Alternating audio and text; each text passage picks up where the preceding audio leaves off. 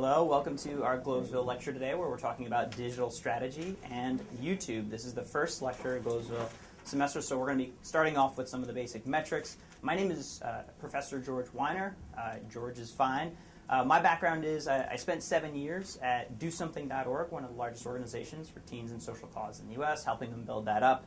And then I started my own company called Whole Whale, which focuses on social impact technology, and we work with nonprofits to get them from 30 miles an hour to 60 miles an hour, so to speak, leveraging technology. So today I wanted to start with a thought best represented by this video. But first off, raise your hand if you know who Samuel Langley is. Come on, super popular guy. I heard he twerks. No? Nothing? All right, whatever. I'm going to show you a video, and then we're going to talk about Samuel Langley. It's going to be maybe a little hard to hear, but what you're watching is more important from a visual standpoint.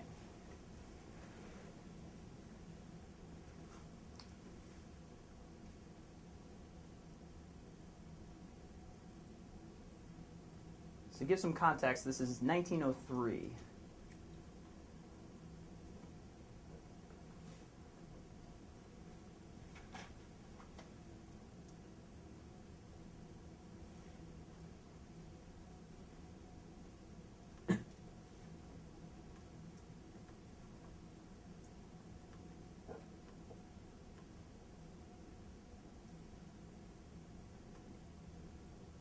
On the way to the catapulted plane, onto the track. Hopefully you're putting together what we're about to watch, because this blew people's freaking minds.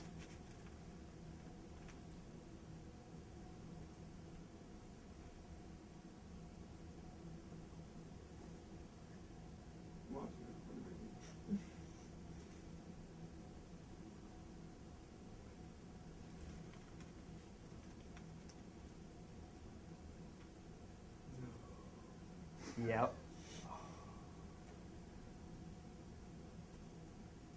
First sustained flight by mankind. The crazy thing is this is like 110 years ago. Your father's father, your mother's mother was probably around for this. And it blew people's minds, utterly and completely. This is the first time we're able to sustain flight. Now, this wasn't like a random luck of the draw, roll the dice, oh, good, this plane finally worked. There was many, many failures. And the reason why we know the names of the Wright brothers and not Samuel Langley is because the Wright brothers used the right metrics. More specifically, they focused on a particular metric that got them into the air, while Samuel Langley focused on only part of the equation. The equation that got us to flight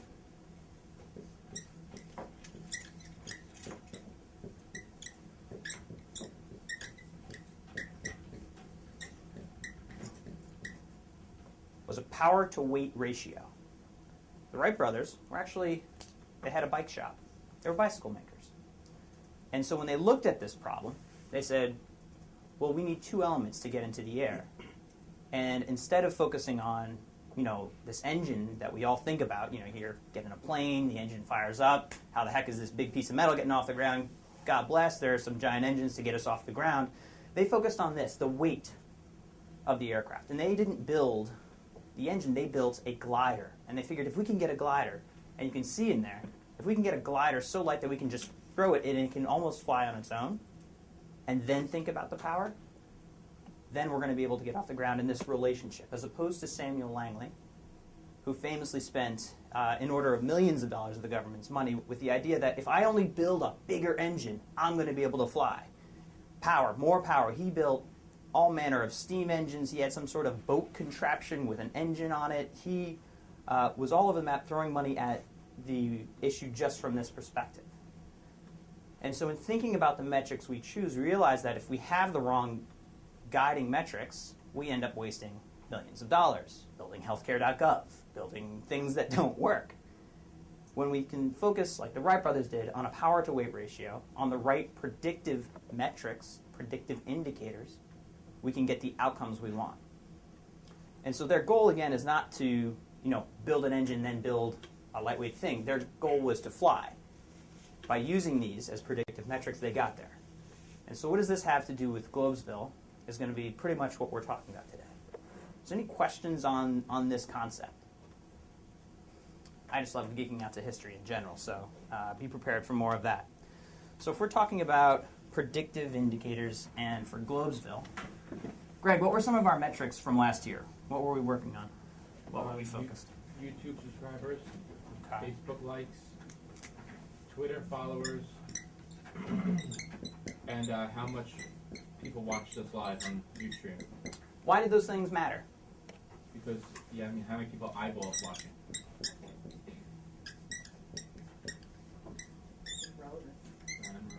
Well, what's the goal? What are we trying? What is our flight for Globesville? What are we trying to do here?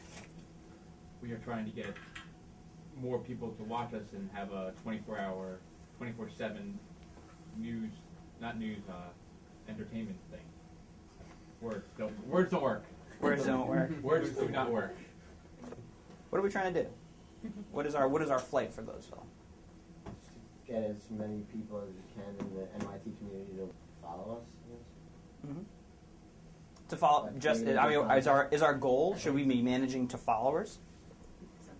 What are we managing toward? Awareness? So our outcome is awareness. Do we win if everyone is aware of us? All right, so that's a win for you. Sure. So if we were a company, right? If Globesville were a company, what would our goal be? Money. Why? That's how people get paid, certainly.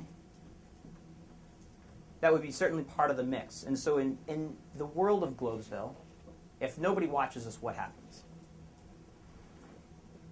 It's like a tree falls in the woods. If no one watched your incredible talent, on-air talent, what would happen? We would have wasted our own time. Well, sure, we would have been a waste of time. We would have sat here and maybe have learned something. And if we were a company, what would happen? We would try and figure out why no one watched it in the first place. And we would close. And we would close shop. And so we want to be watched. And anybody want to argue that I'm fine? We want to be watched. Because if we're not watched, if we were a company, we'd go out of business. And on Globesville, it's significant to say if we're not being watched, we're wasting our time. And so the goal of all of our teams is to work toward this idea of becoming, I'd argue, the most watched NYIT media channel on campus. I think that is a reasonable goal. And then we can do comparisons maybe in the history of NYIT, which I think is doable based on some of the metrics that we had last year. Greg, can you read out how many total minutes and some of the metrics from last year? 1 second. This is our goal page. Cannot see that. That's fine. So the totals from last, as I see it from 2014, we had over 8,400 minutes watched, which becomes pretty significant. But we reset the change this semester to figure out what we set our goals toward that are predictive indicators. And so we'll keep track on the digital team of what not only is being created from the production side, but also on the digital side for communications, how many people we can reach. And our power to weight ratio, and I'm open to this, I think should look something like this. Minutes created, minutes watched, and reach. Can everyone see these? So in here, instead of our minutes created, I think we should be looking at this weekly. And so, for example, last week we've got 0 minutes created. We'll figure out we probably have about 30 minutes watched, and we have a reach of whatever we increased by last week, but a total reach which will count up by summing up Twitter, Facebook, and how many emails we have, subscribers,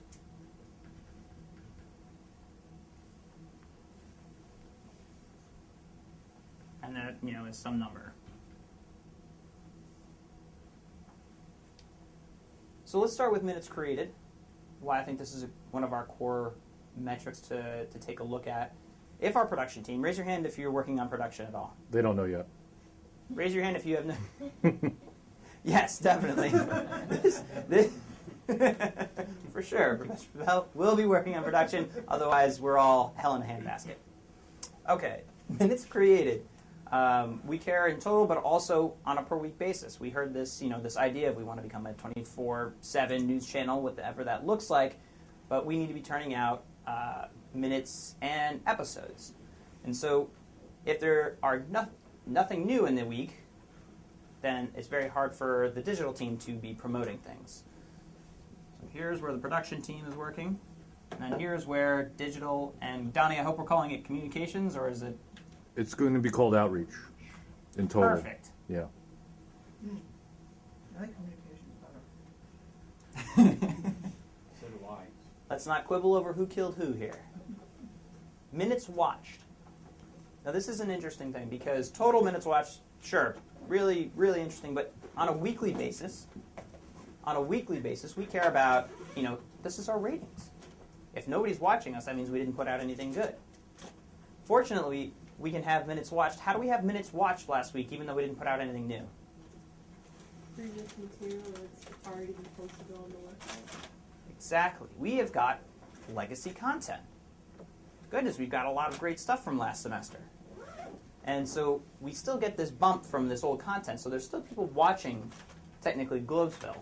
But what's going to happen to that number over time if we don't create new content? It is going to decrease. So the natural flow of any video, if we're looking at minutes watched, let's say, what was one of our most popular videos last semester, Donnie? The tutorial. The tutorial was pretty good. Pop Goes the Culture, I think, was one of our successful ones. Yes, it's true. Danielle's video. Journey to the spotlight. Mm-hmm. So we have some big ones in there. And so if we were looking at something like Pop Goes the Culture, its chart looked a little like this. If we're looking at minutes watched, and this is time, we're looking at a chart that goes like this, and then like this. It's still, it keeps adding a little bit every now and then. But the biggest bump of that was in that first couple weeks. And we'll talk about this bump. And so we still get some yield off of this. But over time, this is like another way to show you of increases. First we had a lot of minutes watched, and slightly less. And then we have very, very small amounts afterwards. So we're getting less over time, to your point. Right? If we don't create new great content, we're not going to have new Pop Goes the Cultures. We're not going to have new things to push out there. So this is in effect, our ratings. And if we were a company, what we'd be doing is running ads against this. Running an ad against YouTube, meaning you're going to get a CPM, cost per thousand, or cost per click. If people are clicking on ads inside the video, we would make small amounts of money. And so this minutes watched would be our life's blood. Why isn't this views? Who understands the difference between views and minutes watched in YouTube land? Does it, I don't know, so I'm not going to say it doesn't. Can a view be counted despite the fact you don't watch the whole video? What is a view? If someone views it, they don't have to watch the whole video. They can watch 2 seconds of it. A certain amount of time. Stop the video. Let's watch is how long people are actually watching it. Mm-hmm. So what would it mean if I instead said, forget minutes watched. I care about views. I just want to get this view number up. It means that we just want people to click on the video and actually watch the whole thing for it. Minutes watched shows us that people are how long they're interested in it for and how long they're watching it. It's a great point. A view is, I don't know, I could just click it, and the way it's actually calculated is there's a little small marker in there, and they can tell if you watch to a certain point, counts as a view, it's a randomly assigned inside of there, but the minutes watched, they have these markers along the way, and they can tell when you actually turn off, so to speak, change the channel. And so if instead we were just looking at views, we could just be creating content that people weren't necessarily interested in. Like eye candy. Just putting like a cool picture up and saying, yeah, just click here and just trick people into watching 2 seconds of it. YouTube has gotten much smarter and has figured out that like channels that get promoted, videos get pushed up in the stream based on the minutes watched. And so if we were like Samuel Langley, we'd be like, we just got to get these views going. That's how we get the biggest possible number. Let's just keep pushing that. Fortunately, we're all smarter than that. We're going to be having the digital outreach team really step in at this point. So this is where there's a little overlap for thinking about the Venn diagrams of where these guys are. Where obviously if the production is putting out, you know, this week on staring at a cactus, you know, I don't know if that's going to work. The boiling, how long does it take to boil water episode might not be the thing that really drives our minutes watched. But on the digital outreach team, there's a lot of levers that we can use to help this minutes watched.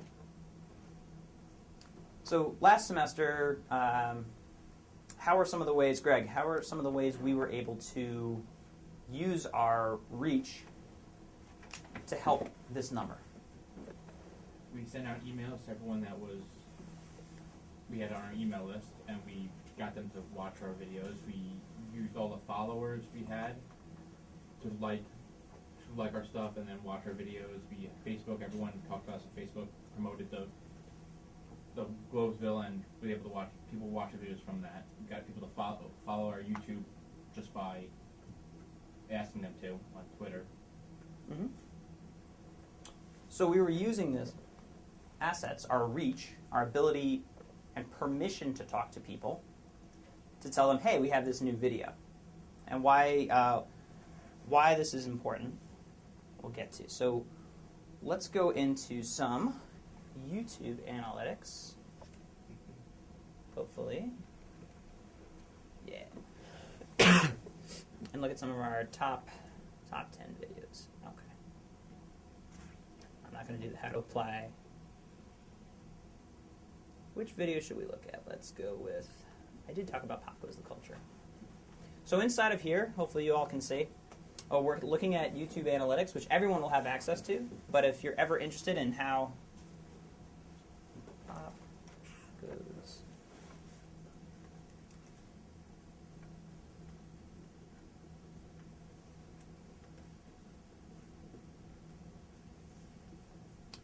Let's go with Nelly celebrates victory with NYT girls tennis team.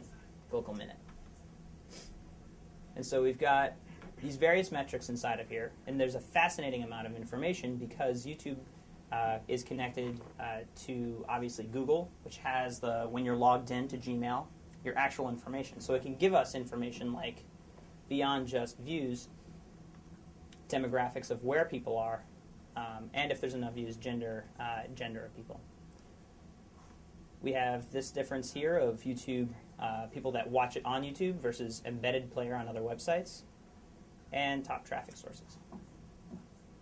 So let me go to audience retention, my favorite of all graphs here. So we've got the video. It's going to track through showing us where people are actually watching and where they drop off.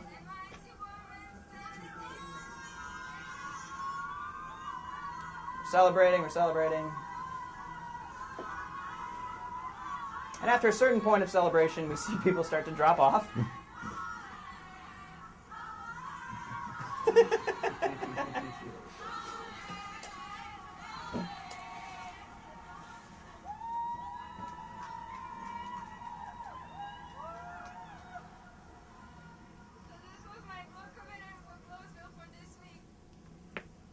Pretty fun. And we can do relative audience retention. By clicking on relative audience retention, we can see, are we above average or below average, depending on the average for videos of this length. And so we can kind of see against the competitors where our ratings kind of are for a given video. And we can give this feedback back to Nelly for her next celebration, if she continues to win tennis championships and create Google minutes about them. But we're able to use this information and even play with the fact that we know people are watching at different points. We know there's certain times when most people leave videos. That time is usually in the first 15 seconds, actually. So view reports, go back to my overview. I'm going to go to Cash's toothpaste. Classic classic episode of Pop Goes the Culture. Somebody listening to music? No, it's I think the it's his headphones. Ustream. It's the echo from the Ustream. Oh, sorry. And so in this case, we've got a, I'm going to mute this, but I'll play it anyway. In this case, we have an immediate drop off after an initial introduction. We have a 3-minute, 40-some seconds, 4-minute video. We're talking. And we realize that after that first 15, 30 seconds, we're getting the majority of our drop. And this is what most videos look like.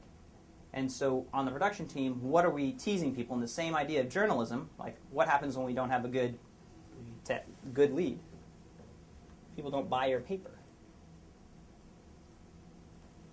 And so we see, even for the average, we're a little bit below average for this particular intro. Whatever the first things we're saying, however we're introducing our video, is that lead idea, is that title, is that thing that has to catch people. Any questions on this, of what we're looking at here? So YouTube is literally, as we're watching this, it's marking certain times where it can tell if we're actually watching or not watching. And so when I stop it, and I go and play on Facebook or something, that's what happens. Okay, so let's talk about YouTube.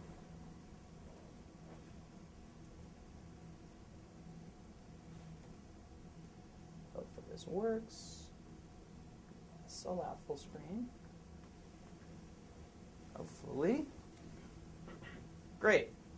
On YouTube, when you're setting up a channel, we're asking, some housekeeping things. Does it look good? So we have different elements that we can set up, such as our logo, some backdrops, and even some of the annotations that go in there. The staff on our team who's managing it, we're obviously still defining roles, but there are people that upload, there's people that check, there's people that add the annotations, obviously the people that create the videos, and then the people that promote the videos.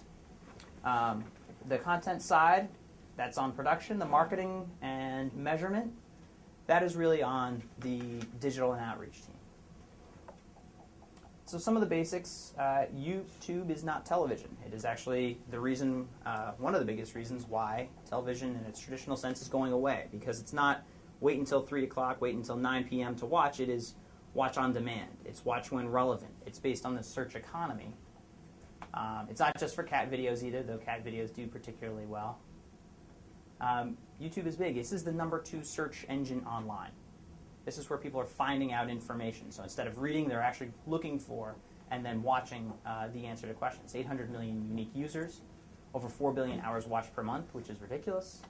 And actually the mobile stats are closer to 50% now coming from mobile. I have a friend who works at YouTube, and actually the internal numbers are closer to that point. 72 hours of video uploaded every minute, which is absurd. In this last decade, we have more content produced than like the history of mankind type of thing here. We don't have enough time in our lives to watch what's going on YouTube. So there is a lot of information in there. Getting to what I think YouTube is, an attention economy, and why we focus on minutes watched. Attention is the scarcest resource that we have online right now. And when we apply this like attention economics, YouTube's goal is to keep people on that channel watching. The same way that we've got on television where you're saying, oh, stay tuned for whatever may be coming up next, and teasers for next shows, next episodes, keep you watching the channel. YouTube is really focused on, if you're not watching minutes, right, if you're not actually caring about content, what happens? They make less revenue. They're making money based on the fact that they run ads, and they get a portion of those ads, obviously. So some of the fundamentals inside of YouTube, tagging videos, where we've got inside here, we've got our titles, where we're putting a title, we're choosing our thumbnail. They say not to judge a book by its cover, but unfortunately, that's exactly what people do on YouTube. If it looks like a boring image, I'm not going to watch it. If it looks like something that's exciting happening, that's what I'm going to go with. So when we think about what is that screen grab that we want to put in, it is one of the biggest indicators of whether or not somebody, when they're browsing what to watch next, they're going to choose on. Our title, which we're pulling something catchy, relevant keywords. A description. which is going to be the thing that shows up below, describing what's going on in the video. And we don't want to just brush this off, because this is a large way of how YouTube, the search engine, is really looking at what the heck is in this video. You know, it's not really as close to natural language processing as it could be. It's certainly getting there, but this is where we're able to quickly define what they expect to find in there, and then, of course, the tags, which, while they don't show up publicly, they, again, help to organize. So in this case, this is a video I took while in Kenya, and I have tagged things like safari, hyena, along with some other elements. And so when I was creating this video, I had a very unique piece of content, because this was actually a video captured of hyenas surrounding a mother water buffalo and her baby who was stuck in the mud. And the hyenas eventually chase off the mother and then kill the baby. It was pretty intense, actually. And what I was trying to do with this was entice people to watch it. And so in here, I have the main title, Hyenas Kill Baby Cape Buffalo, hard to watch, almost challenging the people to watch it. And down here, you can see the fact that I had tagged it with these sorts of things. I'm showing up in other crazy things, like a leopard hunting a wild boar, and Romney debates himself, obviously. That doesn't make any sense to me, but there's something tagged in there, attack crocodile versus impala. So there's a whole bunch of nature shows out there. And so when somebody's in a nature show mindset, they're clicking and they're watching, and YouTube has got this issue of like, well, what do you watch next? And to answer that, they're looking at a whole bunch of relevant factors. The YouTube algorithm, which is constantly changing, but there's some fundamentals in there which we'll tease out. And by showing up as the next video, you can get up into the stream of people, the tens of thousands of people watching this type of video.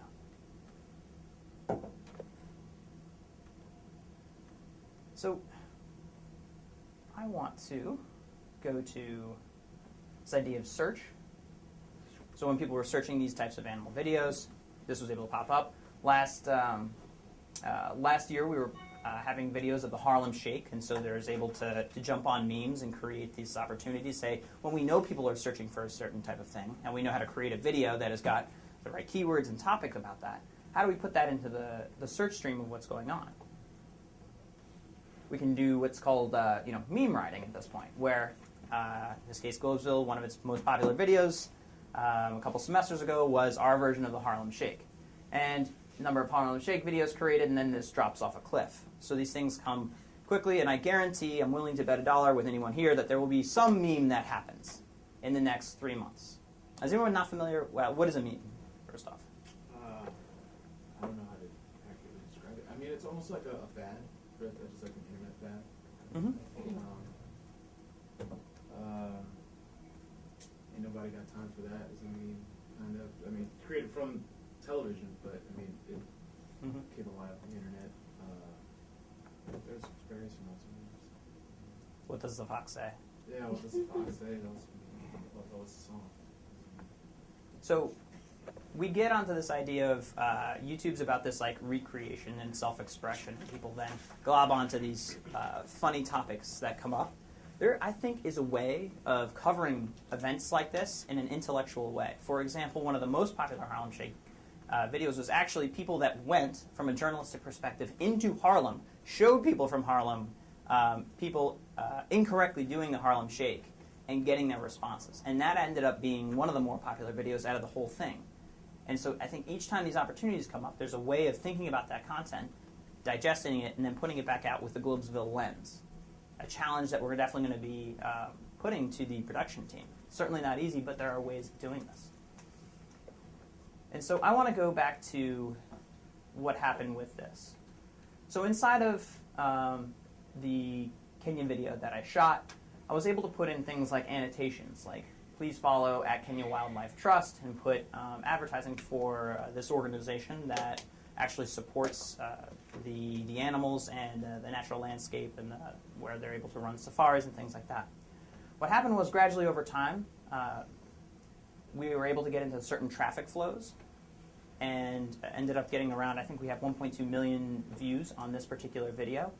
We ran ads against this as well, and last year I was able to send about $1,000 over to Kenya Wildlife Trust, driven from the advertising on this. And so when I talk about if Globesville were a company and we were driving toward this number, there are ways of monetizing that number, these minutes watched, to generate more content, to generate more videos, to generate whatever it may be. But the different elements in here, when you tie them together, can create the idea of this company. But how do we get toward this moment of, how do we get more views? And I want to talk about the YouTube algorithm now. So I want to go back to how France was conquered in World War II and what happened there. And the lesson of that is don't fight World War II the way you fight in World War I. And in World War I, we had trench warfare. I promise you we're going somewhere with this. We have trench warfare, right? We've got these lines with fences, and there's little soldiers over here. And then we've got another trench over here, fences, barbed wire, and soldiers over here. And it would be months, and they'd go charging this way, and then they'd go back. And we move this line a little bit forward, and then we move it back. And so this was World War I, very, very, very, very bloody, very, very slow war of like moving back and forth in the trench warfare style. Now, what happens in World War II is we've got this handy guy.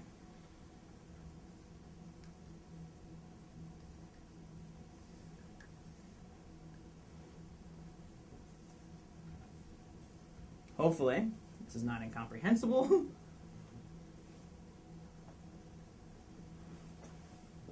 We've got this guy. The Germans created a Panzer Tank, and this tank was incredibly mobile, and it had the ability to radio each other. And so you have a whole network of these guys. And the ability to coordinate, they launched what was known as the Blitzkrieg. And so we have France over here with their old style of, all right, dig in, boys. We're going to have a long, slow one here. And all of a sudden, instead of attacking evenly across an entire plane, they choose one point and send these tanks, which literally just steamroll through and break this line. Inside of 3 weeks, the entire country had been taken over by the Germans because of this blitzkrieg, this lightning warfare. They had the French with this sort of old mindset of we just need to defend this line as far as we can see, and the Germans were like, let's attack that one point as hard as we can all at once. So what does this have to do with the YouTube algorithm? The Germans were using this equation.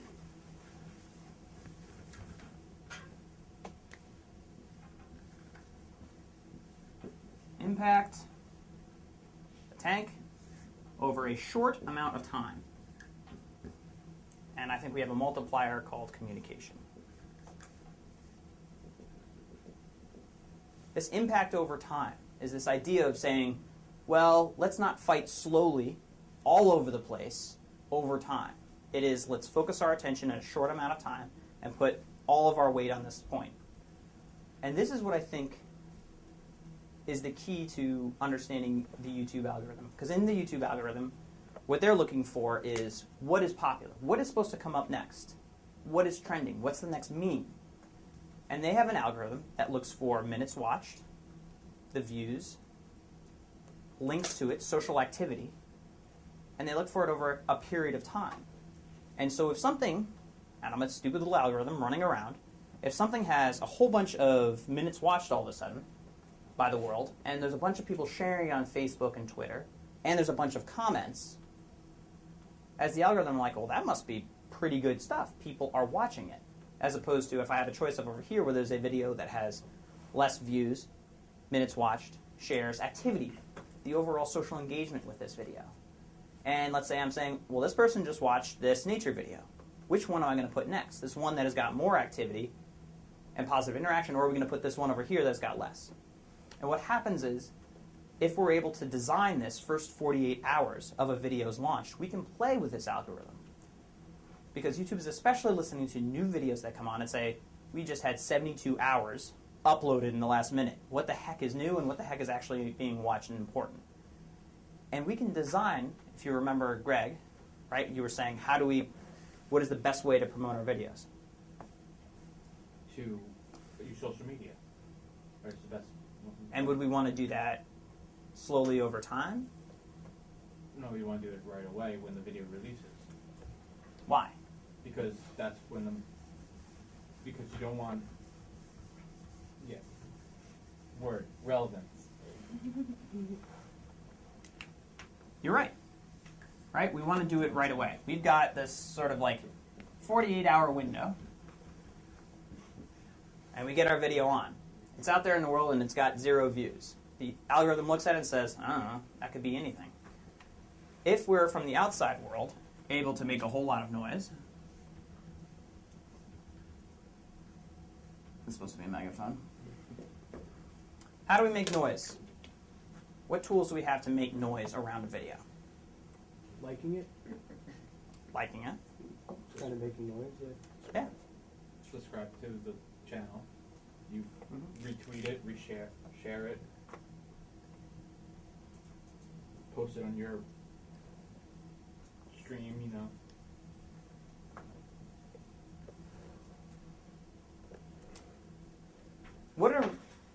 We have 3 of our metrics, right? We've got the videos created. So this production has done this. Thank you, production. You guys created a gem for us.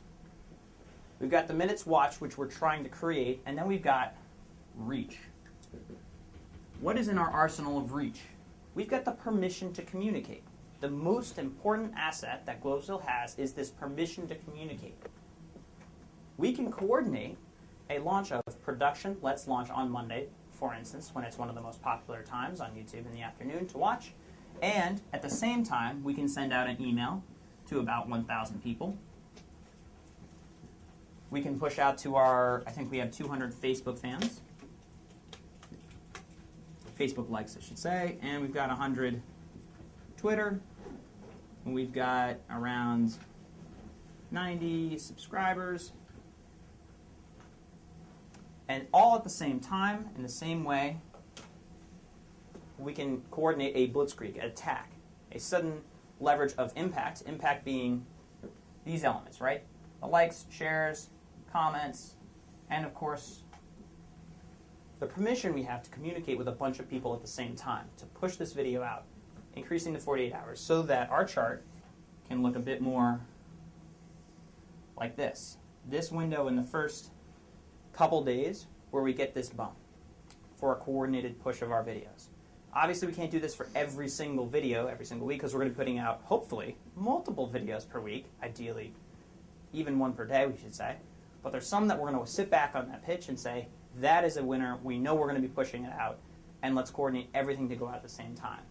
And so this is where we really do need the production and the digital outreach teams kind of in sync and on this schedule, because you create great stuff, we take that, and we try to hit it out of the park on the digital side. Any questions about this and this relationship between the two?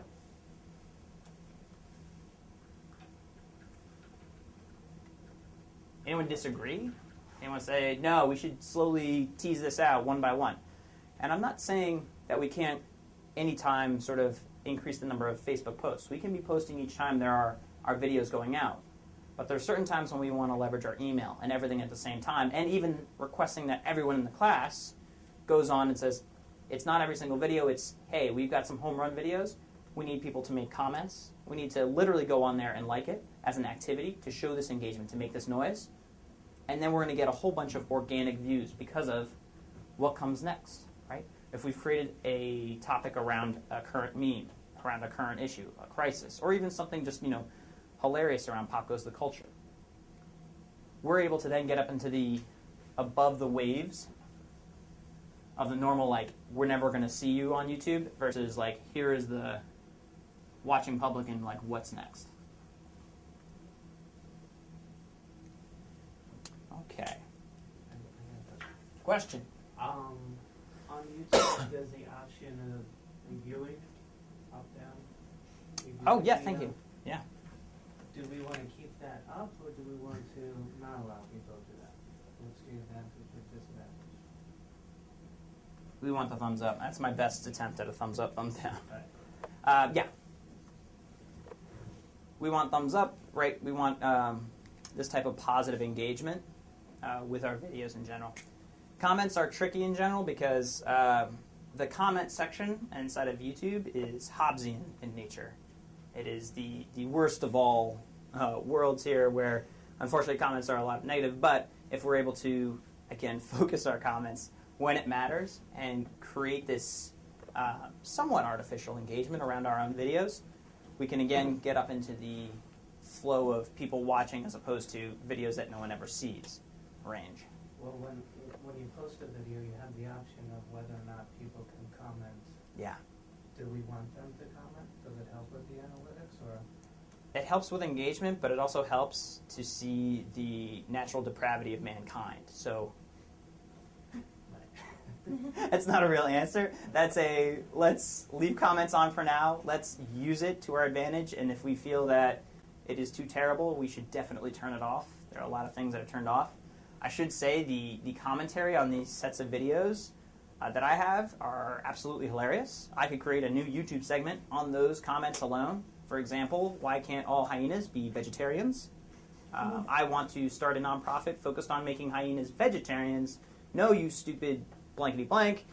That is not how nature works. How would you, you know, it goes on and on. It's wonderful. I get emails about it. But I digress. Okay. Next, I want to talk about. What do I want to talk about? I want to talk about asks. So I've got a game, and this game involves everybody. Okay. I'm going to write something on the board, and then I'm going to time you to see how long it takes, but you can't go until I've written the whole thing.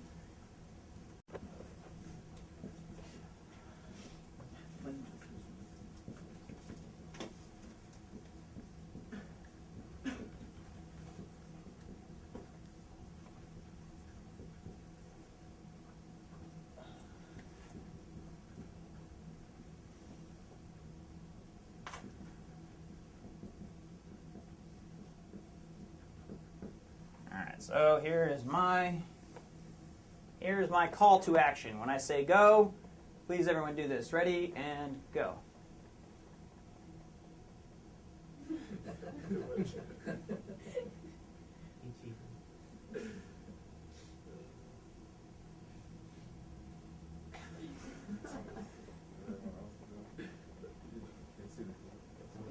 No, I already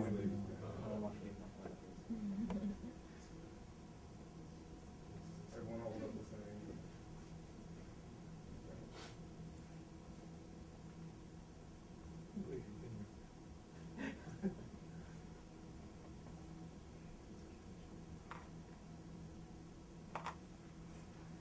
Is everyone with their right hand? Oh, this one's trying.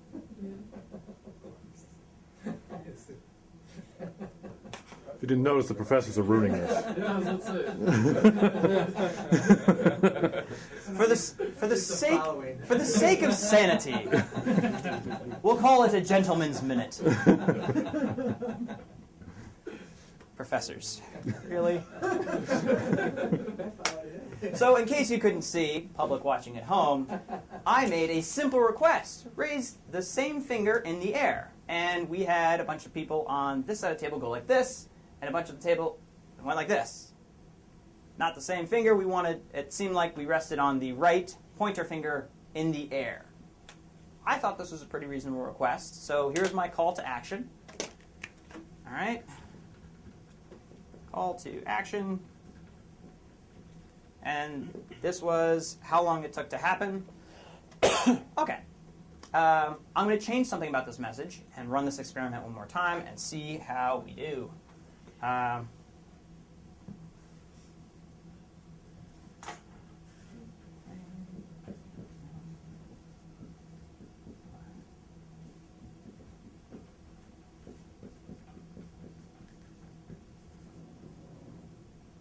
Ready and go. Great. That was 5 seconds.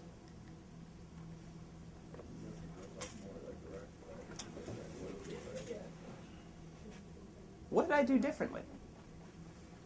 You specified which hand to use. Yeah, but it was practically the same thing.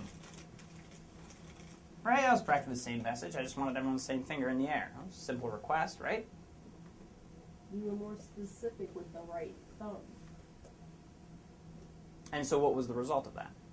You got what you wanted.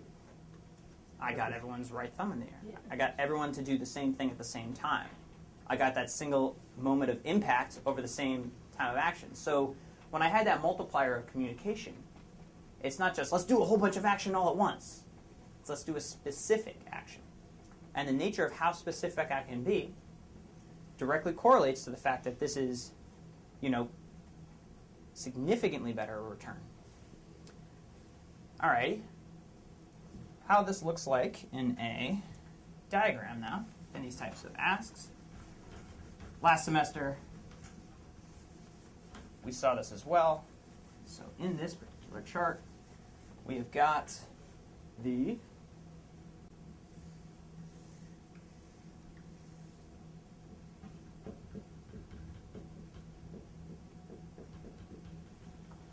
and then we've got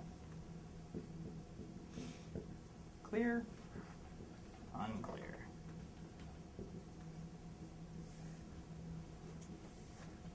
And so when I had this ask of raise the same finger in the air, which quadrant was I in? Unclear. Unclear, right? Our same finger. And then, I think you see where I'm going. My second request, where was that? Clear. Clear. Okay.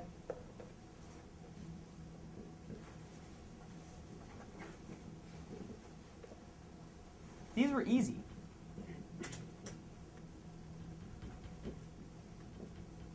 Now what happens when I also have a hard ask? Well, let's see. I'm going to put another message here.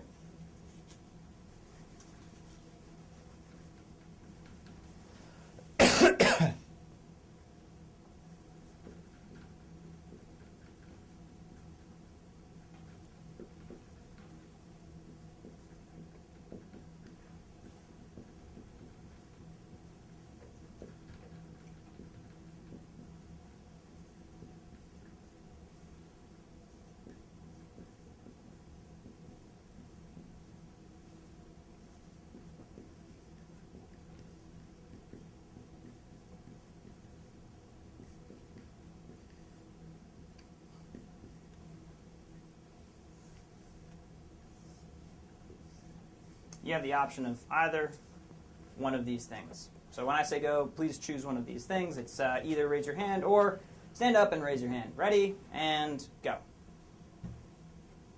Everyone's just gonna be lazy. You're already standing. Let's just note that Donnie was in fact already standing. I'm going to call this 100% here. Why did nobody want to stand up and raise your hand? I gave you a choice of either one of these things. We're lazy.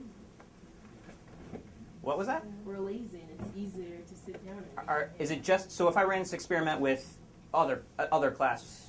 No, for human beings, it's easier to sit down and raise your hand and get up. So which one of these things are you more likely to do? So just raise your hand. So where is this asked? To stand up and raise your hand. Over here. Hard and clear. Hard and clear. Right? That's where there are stand and raise. So we have at least a hard and clear ask. And so if I put something else here, how could I make you do this? Well, I've got a guess. I'm going to try to get you to do this. Oh, this is going to be great. I'm going to try this.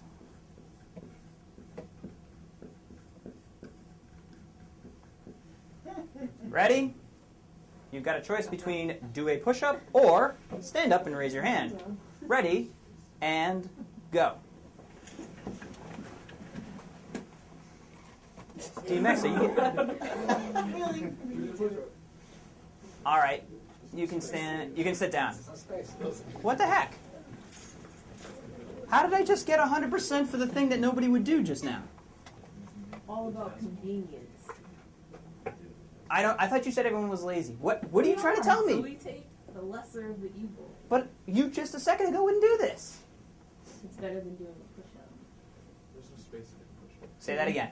It's better than doing a push-up. Easier. It's Easier. better than. In comparison Doing- to something else, yeah. As people, we compare everything. When I walk in to buy my coffee in a couple minutes, I'm going to be in there, they're going to charge me $1.50. I'll be like, that's reasonable. Because I can see that this like Triscuit bar is this much. When I walk into Starbucks and I pay $3 and I see that the Mocha Froco whatever is $15, I'm like, that's reasonable, that's $3 coffee. Because compared to that, my anchor of doing a push-up, which is absurd, I'm not going to do a push-up, I just woke up, my arms are not ready for this, I'll stand up and raise my hand. And so, when we're online, this plays out. Is George ever really ready to do a push-up? I think that's really the question. Unclear. And so, here is where we are happy. And here's where we fail. An unclear hard ask. Let's say I made this ambiguous, too. Let's say I said, do a push-up and choose the right arm, or choose the same arm to do it on, or choose the same number of them to do. When I have a hard, unclear ask, what is the chance that anyone's going to do that? 0% almost. Just in this little comparison. And this was clear. We have a hard ask. But I was able to trick you to stand up and raise your hand. How did I get this to happen? I got you to do this. I went easy to hard. How did I do that? By giving us something harder in comparison. Mm-hmm. I sort of got you. Anybody else? How did I do that? How did I do that? Magic. Can you put in an effect in it? We can fix it in post. When I'm in a building, how do I get to the second floor? Jesus, this class. I saw that was coming. First off, do I have to go to the second floor? Is there a way for me to stay at home and just watch what's going on so I don't need to go there? Do a video call on the second floor. Believe it or not, there are these things called stairs. And many people for many years use these to go. And so one of the tricks we can use is this sort of engagement ladder, these stairs up. And I got you to go from here to here, certainly by using this tactic of comparison and using an anchor of something that's really hard versus something that's not as hard. And so in comparison, oh yeah, I'll do the not as hard thing. I'll do the not as hard thing. You know, I'll donate $25 instead of $100. Oh, great, $25. And so to get here, we can think about what are these small asks we can get to where we're trying to go. And why am I talking about this? Last semester, we wanted people from the world, at the end of our videos, we would have the call to action. Do you remember what that was, Don? Subscribe. We did want subscribes, but before that, we were asking people to submit Oh, submit local minutes. Glocal minutes. And what's a Glocal minute? What's a local minute on there? Yeah, Andre, what is a Glocal minute? It's pretty much a small video describing where you are and what is happening. A little, almost like a little news story about what's happening in your area. Exactly. And we just want people to submit these Glocal minutes, right? What kind of ask is that? Which quadrant would you put it in? If you know what a Glocal minute is. How many of you, raise your hand, knew what a Glocal minute was before you just said it? They had training. We did this last Nice job. How many of the people watching this do you think, assuming they're not a class, well, hey class, what's going on? How many people out there in the world know what a Glocal minute is? What? Give me a number. Outside of class? Outside of class. 0. I'm going to say 10. Let's hope half of our alumni from last semester. Hey, folks, remember what this is. So I'm going to ask this again. Where in this quadrant is this ask? Clear and hard. Who agrees with that? Unclear. Unclear and hard. Unclear. We're at least in this region. Let's say we don't have to have it black and white, but I'm not going to give you that is a clear, hard ask, because the glocal minute is something that you have to understand what a glocal minute is. You have to know to actually hold it horizontally, something that will miff some of you, I guarantee. And we have to know to submit it. And by the way, there's this thing called editing. And you have to send it into the email address. So we do, I'm not saying not want to try to get this from the world, but how can we use this laddering technique to get there? And what makes sense, especially when we're on YouTube, when we're at, I'd argue, our laziest. Because on YouTube, what I'm doing is watching, and I'm in its train of videos, I'm watching the next interesting thing. It's like Sunday or Monday afternoon, I've had a hard weekend, I'm just vegging out. What are the types of asks, and I'm asking you, what are the types of asks we could do to get to a glocal minute? How would I get someone here? We can ask them to just submit videos, and we'll do the editing and upload them. We could ask them to just watch something else that we already do. Okay. And they might actually do that. Okay. But they might not even do that. But what are the chances of watching the next thing versus... A lot. No one would ever make a video. We can direct them to watching Andre's local minute tutorial video. We have so this is like a sitting, doing nothing, Sitting watching someone doing something. nothing. Yeah. Watch the tutorial and be like, what that did this way. Watching next video. I'm just going to watch it. It will be video really quick. What is something else we can ask? What would be a ladder from there?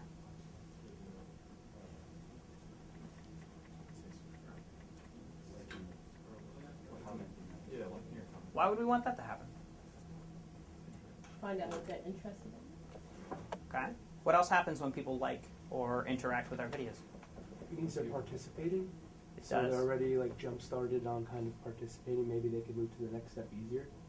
Interesting. We've kind of broken this plane of I'm in a vegetation mode to, all right, fine, I'll click that button slightly to the left. Yeah.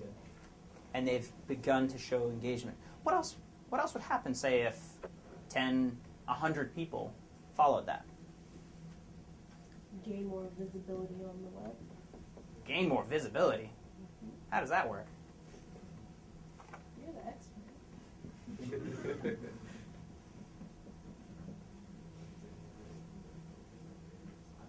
Sharing. If our video is able to organically create the type of engagement that we know that, remember, in that first 48 hours we're trying to design for, if the video is also chipping in addition to everyone in the class and the people in our reach, and the video has got some sort of call to action and reason to like it or interact with it, what is the likelihood that it will be pushed up in the YouTube algorithm? Is it higher or lower? Why? It's got more people interacting with it. And so what does the algorithm think? It's more popular, it's going to push it up. It's worth watching. It's worth watching. And if more people watch it, what happens to YouTube's bottom line? Increases it. Why? Because it's popular. Because more time that people spend in this attention economy, more people spend their time on YouTube, the more people are clicking these little ads and making money for YouTube and Google. And so if we understand these fundamentals and we can move this ladder up, this is a great idea. Like or interact with the video. Is there a way that the video is even saying, we're going to respond to the comments below? There's a whole world that opens up when we're thinking about what are we designing for and what are we types of content we're creating for. What is the next ask potentially after like the video? Comment, subscribe. Yeah, because that's a little bit more.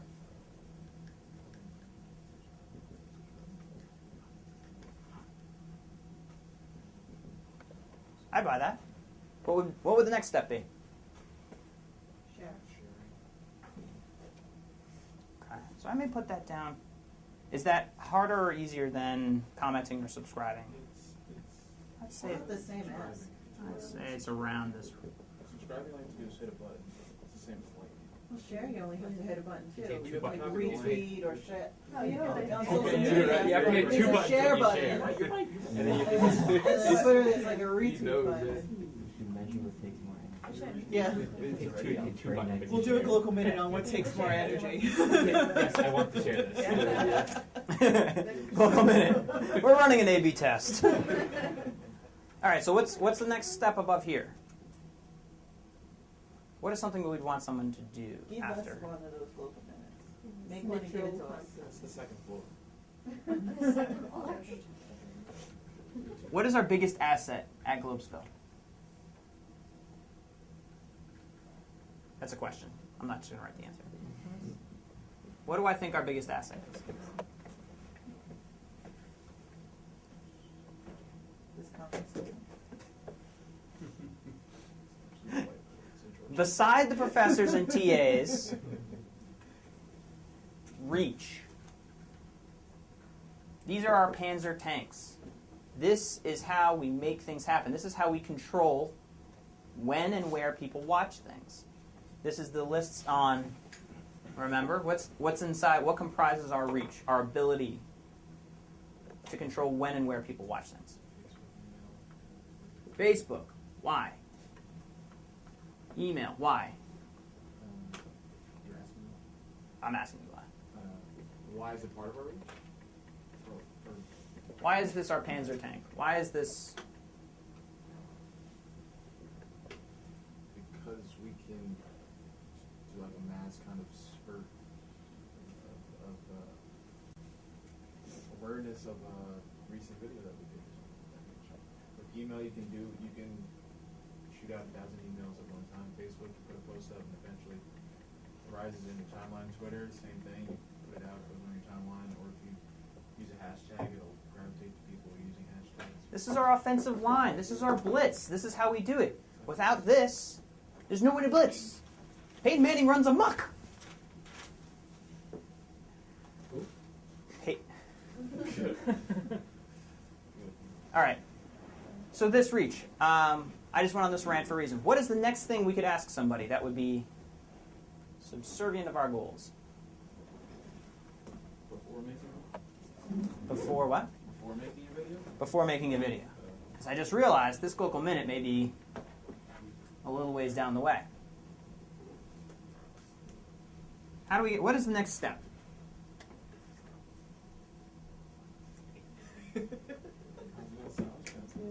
What's that? Go to the website.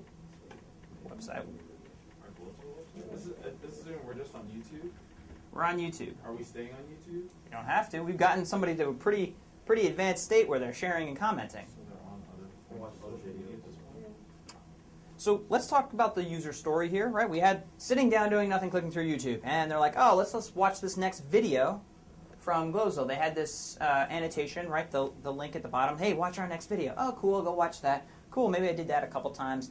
And in this thing, this devilishly handsome young man is asking me to like this video, and he'll do a dance in the next video if the likes get to 100.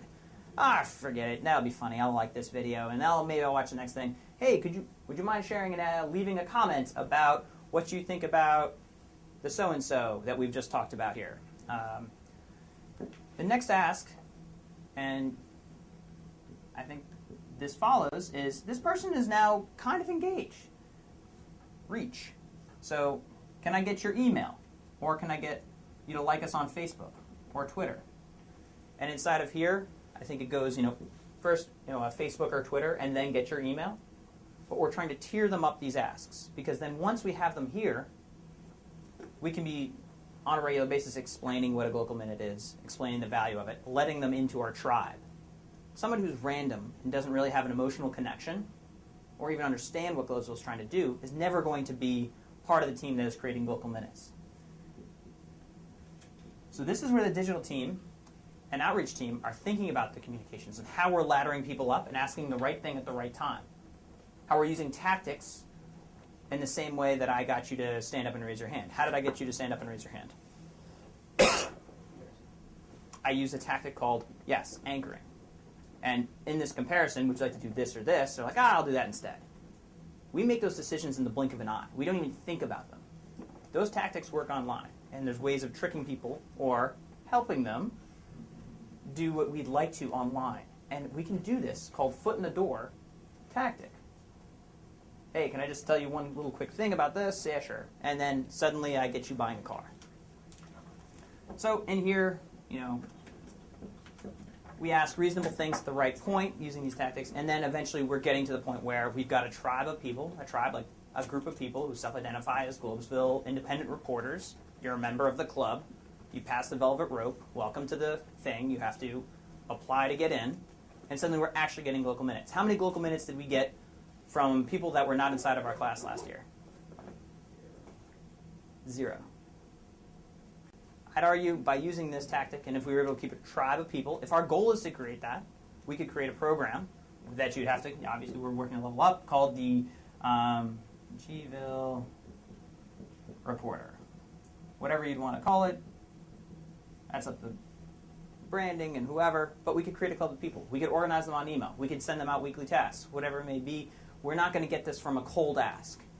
We're going to get 0 people from that. I think the data have already shown us that. And so this is how both teams are working together to move toward this point. Other questions on this? I'm assuming statistically, getting from the first step to the last step, very few people at start would get that far. Are there statistics in moving these steps around? So as an example, the first step would be to subscribe before you're allowed to look in.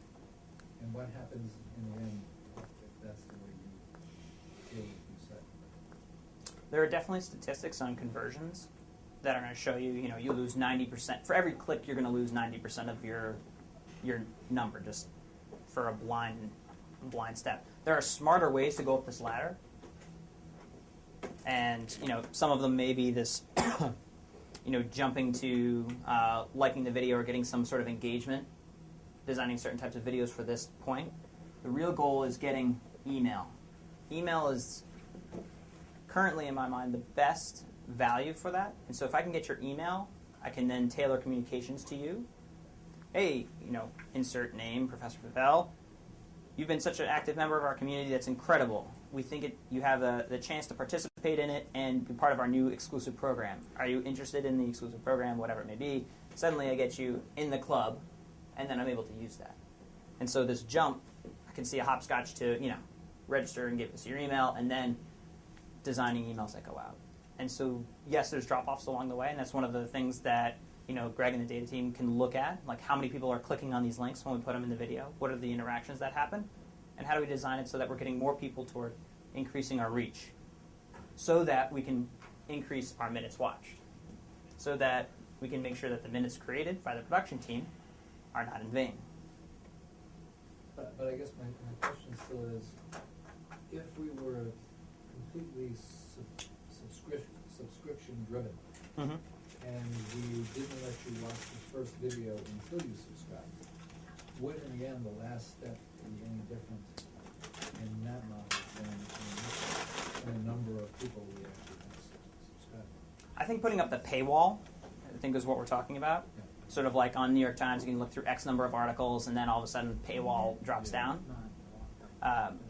If we were in the position where we had exclusive content that valuable, that could work. If I had something so magical behind this board, literally it's the answer to all of your problems. I have it right here. It's fantastic. But you have to subscribe in order to see it. But you trust us. Like we talked to many celebrities and whatnot. It's an exclusive statement by a celebrity. If we had that type of value to play with, where we had the exclusive content, that strategy I've seen work. For us, we have got ways to go. we got a little ways to go. We got an opportunity to grow. Okay, so I think that about wraps it up. I've been going for about an hour as planned. Are there any questions about how this works? And for the last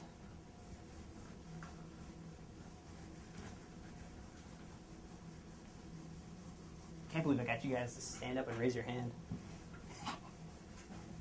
He's so sneaky. Oh, incredible. How come Wait, there's no, asked no, to get no coffee. logs and eyeballs and Because I've had a Yes. revelation. I've had a revelation. That was And so last revelation- year. So last year That we was had so this. last year.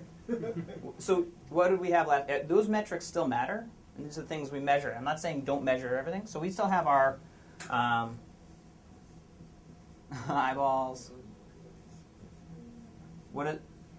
Don? What am I drawing? I log trust. I log trust. What does this stand for? What's the IT function? People looking at us, logs means lots of good Stuff. and trust means that people trust us and our content, so they'll come back and look at us some more.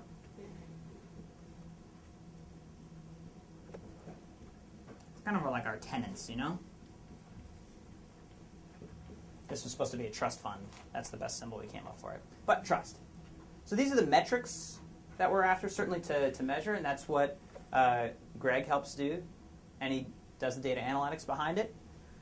But if we're the Wright brothers, obviously they were doing lots of measurements about the length, right, and the type of parts they're using, and the individual weight of the individual parts. But for us, we're going to be creating weekly reports of our ratings of minutes created. What else? Which one is our second? Yep. And what is our final?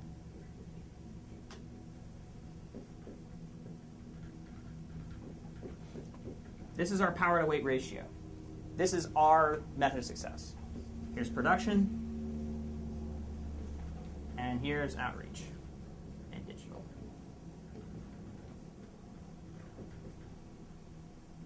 And they work together. And we're going to get this weekly.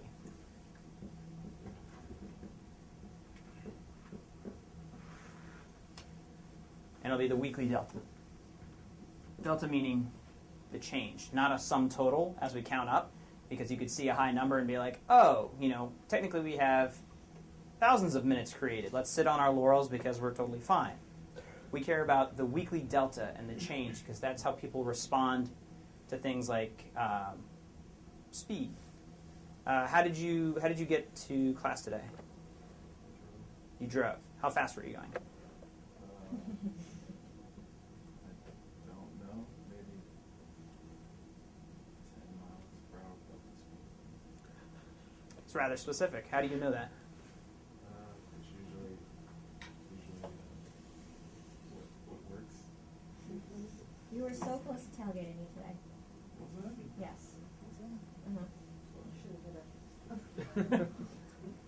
You had one of these handy dandy things. You had a speedometer. You had a speedometer. And then what was the other thing? You said, I was going 10 miles an hour over the speed limit. How did you know what the speed limit was? Is there signs that tell you what the speed limit is? Exactly. So we've got a goal, which is usually 60 or so, and then we have what we're doing. This creates a feedback loop. This impacts our behavior. This thing goes all the way over to here. We get, oh crap, we're scared because we could potentially get a ticket, and that would be bad because then I'll be late for this fantastic lecture. Can't have that happen. So what we're doing is we look at this, we adjust our behavior. Here's the norm, here's our goal, here's what we should be doing. The funny thing about this sign is that if I wanted to increase its efficacy, I would actually make it U-R-80.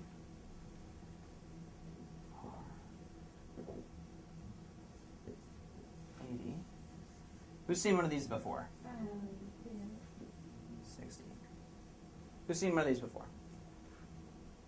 And so this is using radar to tell you exactly in that moment how fast you're going, in comparison to the anchor of what you should be doing. This is 30% more effective than this because it tells us a couple things. One is you're being watched. We know you're being watched. You know that you're being watched. And I'm going to slow down because I can see what I'm doing in the immediate context, numbers right next to each other. As opposed to this, which is I hope I don't get caught. What happens here is I'm driving along and I'm doing 80 and a 60 and it's like I blow by and I see a cop and I'm like, oh crap, I better slow down. Oh well, is he following me? Is he following me? Is he following me? All right, good, I'm gone. As opposed to this, which is, one is like, here's the social norm and I have to slow down to get to this number, but also like, shit, these cameras could be everywhere. They were just nice enough to show me this one. They can automatically get me anytime, anywhere. They're watching. Creating this like world of paranoia. And the reason why these aren't ever up everywhere more often is because we have to keep cops employed. So they're not putting up these as much. But how does this relate to why I want this weekly? Is that this drumbeat that Greg is going to be helping us lead, surprise, that Greg is going to help us lead, is going to be our speedometer. How many minutes are we creating? If we're not creating anything here, we're not going to have enough to watch later. How many minutes are we watching? Is this number increasing or decreasing each week? And then what is our reach? Is this overall growing or not? And it's a simplified way of, instead of looking at that massive list of all of our metrics, which we do care about and measure, how we're going to modify our own behavior internally. So definitely a project for you. All right, I'm going to close it there unless I have any other questions. Question? Just while we have you here, has the amount of time someone is willing to put into watching a video, has it changed or evolved since the beginnings of YouTube? Or are we still in that shorter the better mode?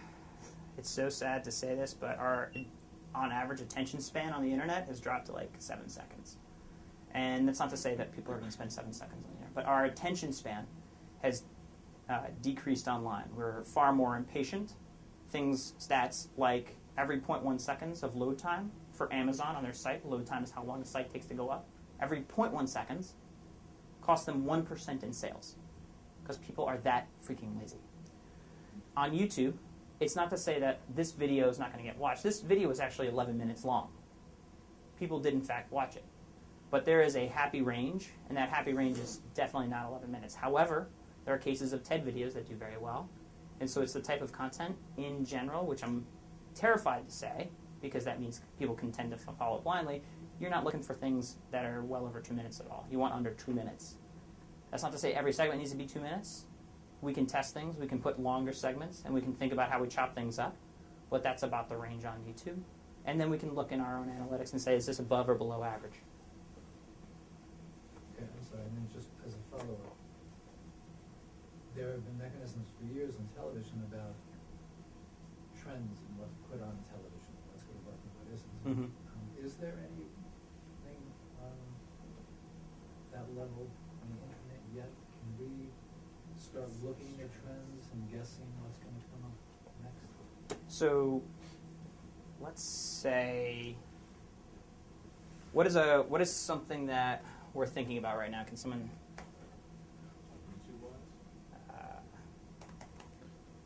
The only place that trends are really are 4chan. That's where the trends are. Sucks. Google Trends. Yeah. So google.com/trends is a way of looking at what people are searching, not only now, but in the past. So let's say, for example, we wanted to do, where does your prom dress come from? When would I want to put that out? I don't even know what prom is about. It's like May or June. Here's the seasonality of prom dress over time. And this is even able to do predictive, but we're able to quickly see that guess what? We're going to start our climb, even right now into January, peaking into March, April. So if I'm going to think about what I'm trying to predict, I'm thinking about the topic, the seasonality, and then also is there upswing of search during that period of time. That's just one model. Okay. Again, thank you everybody. Thank you.